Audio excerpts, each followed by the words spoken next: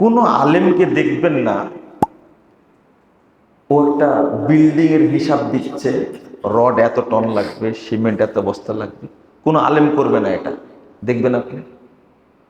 কোনো আলেম রোগীর হাত ধরে বলবে না তোমার জন্ডিস হয়েছে, চোখ দেখে বলবে না, কোনো আলেম বলবে না এটা। কিন্তু মজার ব্যাপার কি জানেন, ডাক্তার কোরআন হাদিসের উপরে বই লিখে পয়মান করে দিয়েছে, ইঞ্জিনিয়ার লেখে শেষ করে দিয়েছে। একজন সচিব কিছুই জানে না শরীয়ত, কিন্তু মোটা বই লিখে ফেলেছে। বলেন তো ভালো করেছে না খারাপ করেছে? বুঝেননি মনে কথা? এটা হলো তার অহংকার। এটা কি অহংকার? এটা এটা দারুণ ব্যাপার। একটা ইঞ্জিনিয়ারের বই পড়তে গিয়ে দেখছি শরীয়তকে এমন ভাবে নষ্ট করেছে যে ইবলিসে এইভাবে নষ্ট করে। ডাক্তার বই লিখেছে হজের বই, মানে হজ যেভাবে করে আসছে বই ওইভাবে কি মেরে দিয়েছে।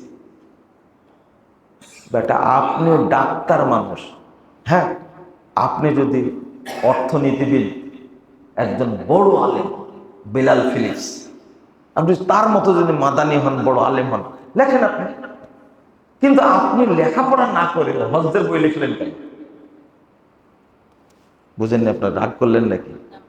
আমি এইভাবে ডাইরেক্ট বলি, জানবেন তারপরে লিখবেন।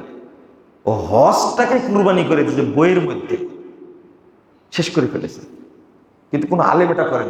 বলেন তো কোনো লোক আছেন কি এরকম ভাবে যে একজন আলেম ইঞ্জিনিয়ারিং এর উপরে বই লিখছে?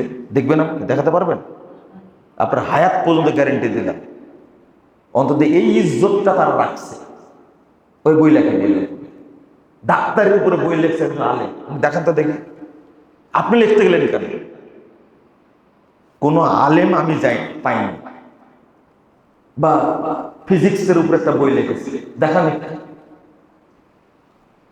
আমাদের বড় সমস্যা যেটা, সেটা নিজেদেরকে মনে করি আমরা অনেক কিছুই জানি, অনেক কিছুই জানি, অথচ কিছুই।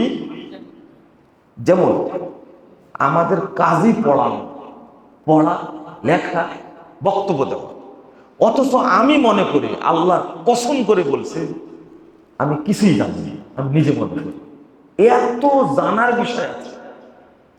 আমাদের সমাজে এই সমস্যাগুলোর পিছনে মূল কারণ হলো অনেক জানি আমি। এই জন্য যারা শিক্ষিত মানুষ তারা দিনই আলোচনা শুনতে আসে না। প্রফেসর, ডাক্তার, ইঞ্জিনিয়ার, সচিব, ম্যাজিস্ট্রেট, তারপরে কমিশনার, এরা মনে করে যে টুপিওয়ালা যারা, এদের মধ্যে কিচ্ছু নাই। এই জন্য এই যে হেফজখানা পড়ছে না, আব্দুল্লাহ তেলাওয়াত করলো না, খুব সুন্দর। ওকে জিজ্ঞেস করেন, ওর বাপ প্রফেসর না।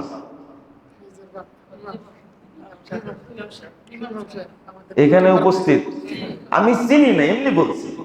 এই দেখেন ধরা খেয়ে গেছেন আপনার। এইরকম যত ছেলে আছে এদের মধ্যে একজনের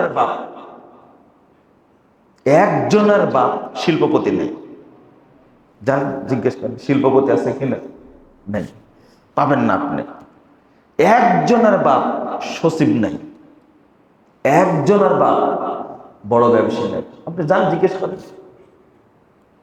আসলে হাদিসেই আসছে, আসহাবুস সুফফা হুমুল ফুকারা, যারা এই এলেম বহন করেছেন প্রথম ছাত্র আল্লাহ রাসূলের, তারা সবাই ছিলেন দরিদ্র মানুষ।